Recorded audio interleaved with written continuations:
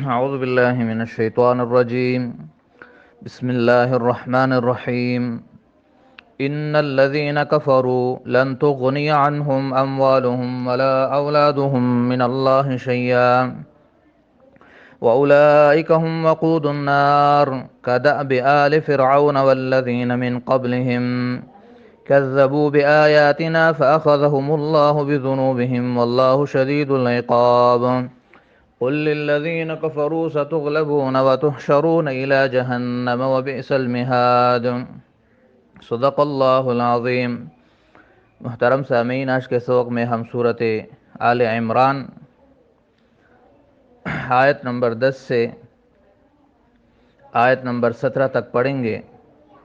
یہ صورت آل عمران کا دوسرا رکوع ہے. اللہ تعالیٰ ارشاد فرماتا ہے، ان الذین کفروا، بے شک وہ لوگ کفروا جنہوں نے کفر کیا، لن تغنیا ہرگز فائدہ نہیں دیں گے، عنہم ان کو، اموالہم نہ ان کے مال، ولا اولادہم اور نہ ان کی اولاد، من اللہ اللہ کے سامنے، شیئن کچھ بھی. ان کے مال اور ان کی اولاد اللہ کے عذاب سے ان کو کچھ بھی نہیں بچا سکیں گے. وَأُولَئِكَ اور یہی لوگ ہیں، ہم وقود النار جو آگ کا ایندھن ہے. وقود ایندھن، نار آگ، واحد اس کی جمع نیران آتی ہے. کدأب آل فرعون، ان کا حال ایسے ہوا جیسے کہ حال ہوا فرعونیوں کا. دأب حالت کو کہتے ہیں، انجام کو کہتے ہیں کہ ان کافروں کا، مراد کفار مکہ اور نجران کا جو وفد تھا، عیسائی، یہودی وغیرہ مشرکین، ان سب کا حال، ان کا انجام ایسے ہوا کدأب آل فرعون جیسے کہ حال اور انجام تھا فرعونیوں کا، والذین من قبلہم اور ان کافروں کا جو ان سے پہلے تھے. کذبوا بآیاتنا انہوں نے جھٹلایا ہماری آیتوں کو، فأخذہم اللہ تو اللہ نے ان کو پکڑا، بذنوبہم ان کے گناہوں کی وجہ سے. ذنوب جمع ہے، واحد اس کا ذنب ہے. ذنب ایک ذنب ہے، اس کا معنی الگ ہے، اور ایک ذنب ہے، گناہ کو کہتے ہیں کہ ان کے گناہوں کی وجہ سے ان کا یہ انجام ہوا تھا، یعنی پچھلے فرعون اور کافروں کا. تو اگر یہ لوگ کفر کر رہے ہیں تو ایسا انجام ان کا بھی ہوگا.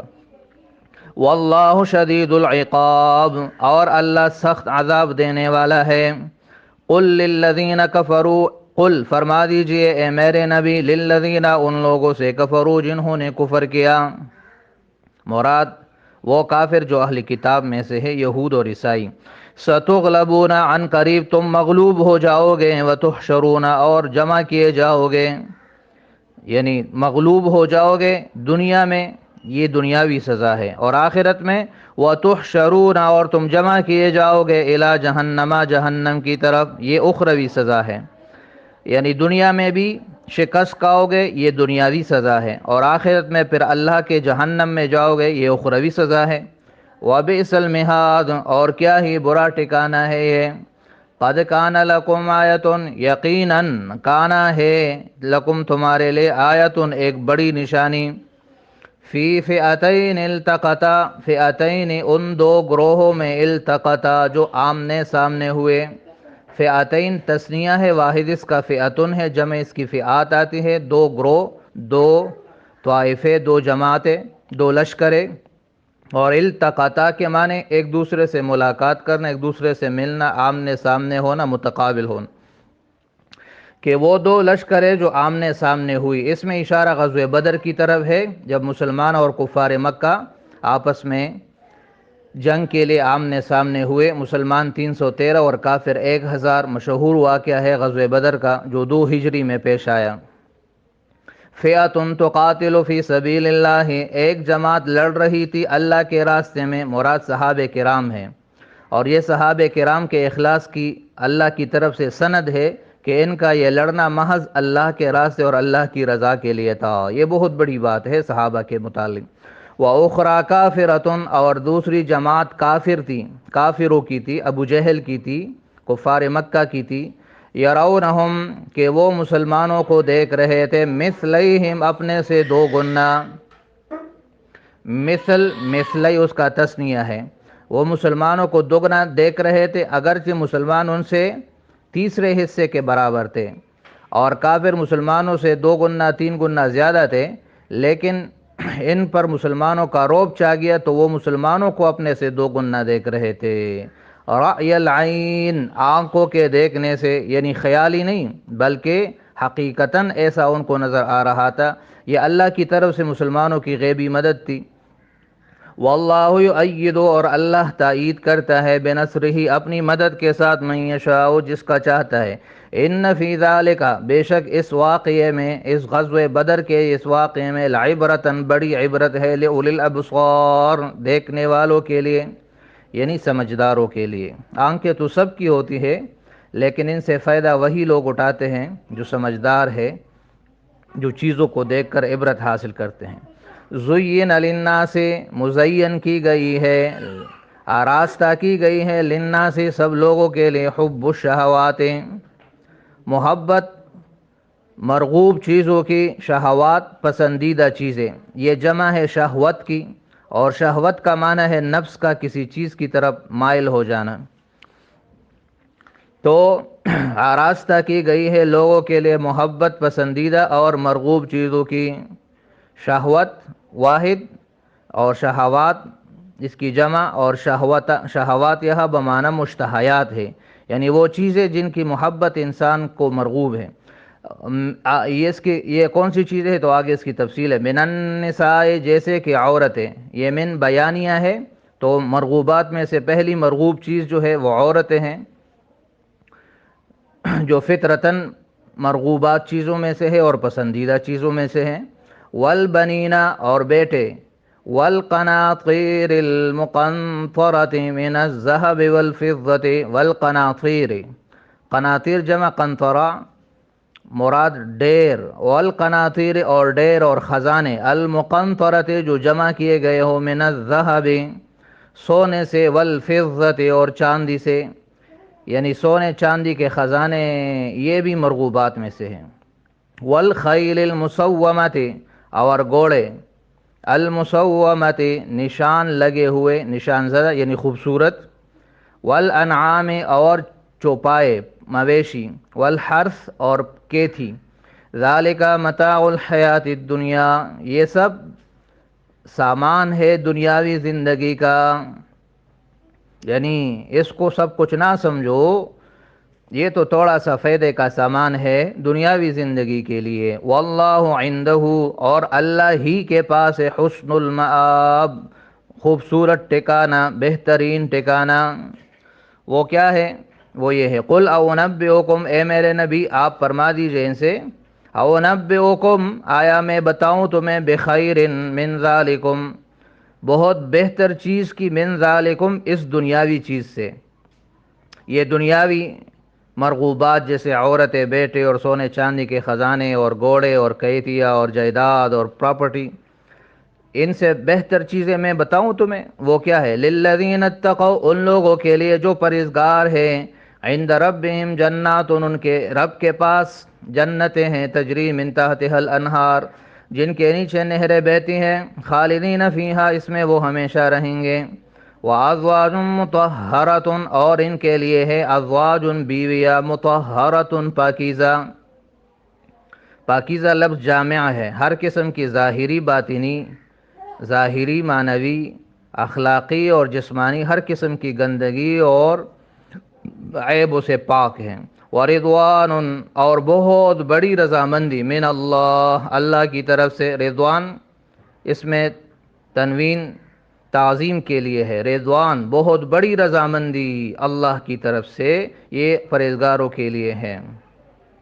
تو ایک طرف دنیا کا مال اور دوسری طرف جنت، اور جنت کی اعلیٰ نعمتیں، اور وہاں کی ہمیشہ کی زندگی، اور پاکیزہ بیوی، اور اللہ کی بڑی رضا، یہ بہت بہتر ہے۔ واللہ بصیر بالعباد، اور اللہ اپنے بندوں کو خوب دیکھنے والا ہے۔ الذین یقولون، کہ وہ جو کہتے ہیں، ربنا، اے ہمارے رب، اننا آمنا، بے شک ہم ایمان لائے، فاغفر لنا، تو بخش دیجئے ہمارے لیے، ذنوبنا، ہمارے گناہ، وقنا، اور بچا دے ہمیں، بچا دے ہمیں، عذاب النار، آگ کے عذاب سے، الصابرین، یہ وہ ہے جو صبر کرنے والے ہیں، والصادقین، اور سچ بولنے والے ہیں، ان کے قول میں بھی سچائی ہے، فعل میں بھی سچائی ہے، اور نیت میں بھی سچائی ہے۔ جو صبر کرنے والے ہیں، مصیبتوں پر صبر کرتے ہیں، گناہوں سے صبر کرتے ہیں، اور نیکیوں پر دوام اور پابندی کرتے ہیں، یہ صبر کے 3 معنی ہیں، یاد رکھیں۔ مصیبتوں پر صبر، گناہوں سے بچنا، گناہوں سے صبر، اور نیکیوں اور طاعات پر پابندی، یہ صبر کے 3 معنی ہیں۔ والصادقین، اور سچ بولنے والے، نیت میں، قول میں اور فعل میں۔ والقانتین، اور تابعداری اور فرمان برداری کرنے والے۔ والمنفقین، اور خرچ کرنے والے، اللہ کے دین کے لیے بھی، اور جہاں جہاں اللہ نے حکم دیا ہے وہاں پر خرچ کرنے کے لیے، جہاد کے لیے، تبلیغ کے لیے، علم دین کے لیے، وغیرہ وغیرہ۔ والمستغفرین، اور یہ وہ ہے جو استغفار کرتے ہیں بالاسحار، صبح کے اوقات میں۔ اسحار جمع ہے سحر کی، اوقات صبح، اس میں تہجد بھی ہے اور صبح کی نماز بھی ہے، جو انتہائی قبولیت کے اوقات ہے، تو اس میں اس وقت کی فضیلت کی طرف اشارہ ہے۔ محترم سامعین، یہ آج کا سبق ہے اور سبق آسان ہے۔ پہلی آیت میں یہ بیان کیا گیا کہ مال اور اولاد ایسی چیزیں نہیں ہیں جو انسان کو اللہ کے عذاب سے بچا سکے، بلکہ اصل جو چیز ہے وہ ایمان اور اعمال ہے، لہٰذا مال اور اولاد پر دھوکہ نہیں کھانا چاہیے۔ فرعون اور ان سے پہلے سارے کافر جو آئے وہ بڑے مالدار تھے، ان کے ساتھ بڑی دنیاوی چیزیں تھیں، لیکن جب کفر کیا تو وہ چیزیں ان کو نہ بچا سکی۔ پھر آگے ایک پیشن گوئی ہے، کافروں کو اللہ نے فرما دیا کہ عن قریب تم مغلوب ہو جاؤ گے، اور یہ پیشن گوئی اس طرح پورا ہوئی کہ بنو قریظہ کو قتل کیا گیا، بنو نذیر کو جلا وطن کیا گیا، پہلے مدینہ سے اور پھر خیبر سے، اور پھر اطراف کے سارے یہودی اور عیسائی وہ مغلوب ہو گئے اور اسلام غالب ہو گیا، اور آخرت میں بھی ان سے عذاب کا وعدہ ہے جہنم میں جانے کا۔ پھر غزوہ بدر کے واقعے کی طرف اشارہ ہے۔ اہلی کتاب یہودی اور کافروں کو اللہ نے بتا دیا کہ ذرا دیکھو، کچھ عرصہ پہلے غزوہ بدر کا واقعہ ہوا ہے، اس میں اللہ تعالیٰ نے کس طرح صحابہ کرام کی مدد کی، اسی طرح تم بھی سمجھو کہ اگر تم اس پیغمبر اور صحابہ کے مقابلے میں آئے تو تمہارا بھی وہی انجام ہوگا جو کفار مکہ کا ہوا۔ پھر آگے اللہ تعالیٰ نے دنیاوی اور اخروی نعمتوں کا مقابلہ کیا کہ دنیاوی نعمتیں یہ تھوڑا سا دنیا کا سامان ہے، اور آخرت کی جو نعمتیں ہیں وہ دائمی ہیں اور لازوال ہے، لہذا ان دنیاوی چیزوں میں ایسے مت پڑو کہ آخرت کو بھول جاؤ۔ باقی یہ چیزیں دنیا کی حد تک اور ضرورت کی حد تک استعمال کرنا جائز ہے، اور یہ بھی اللہ تعالیٰ کی نعمتیں ہیں، لیکن اس میں اتنا زیادہ منہمک ہونا کہ آخرت کو بندہ بھول جائے تو یہ بہت بڑے خسران کی باعث۔ اس کی مثال ایسے ہے کہ اگر کشتی پانی کے اوپر ہے تو ٹھیک ہے، لیکن اگر پانی کشتی کے اوپر آ جائے تو پھر غرق ہو جائیں گے سارے۔ یہی مثال ہے دنیا اور دنیا کی نعمتوں کی، کہ اگر دنیا ضرورت کی حد تک ہے اور آپ پر غالب نہیں ہے تو فائدہ مند ہے، لیکن اگر آپ پہ غالب ہو جائے اور اتنا کہ آپ کو اللہ کے دین سے اور احکامات سے اور نماز سے اور روزے سے روک دے تو پھر یہ نقصان اور خسارہ ہے۔ آگے اللہ تعالیٰ نے ان کی صفات ذکر کی ہے کہ یہ جو نیک لوگ ہیں یہ اپنے رب سے دعائیں کرتے ہیں اور اپنے گناہوں کی بخشش مانگتے ہیں اور جہنم کے عذاب سے پناہ مانگتے ہیں، اور ان کو دین کے معاملے میں جو تکلیف پہنچتی ہے ان پر صبر کرتے ہیں اور ہر حال میں سچ بولتے ہیں، اور اللہ اور رسول کی تابعداری کرتے ہیں، اور اللہ اور رسول جہاں خرچ کرنے کا حکم دیتے ہیں وہاں پر خرچ کرتے ہیں، اور ان ساری نیکیوں کے باوجود بھی غرور و تکبر نہیں کرتے بلکہ استغفار اور بخشش کرتے ہیں۔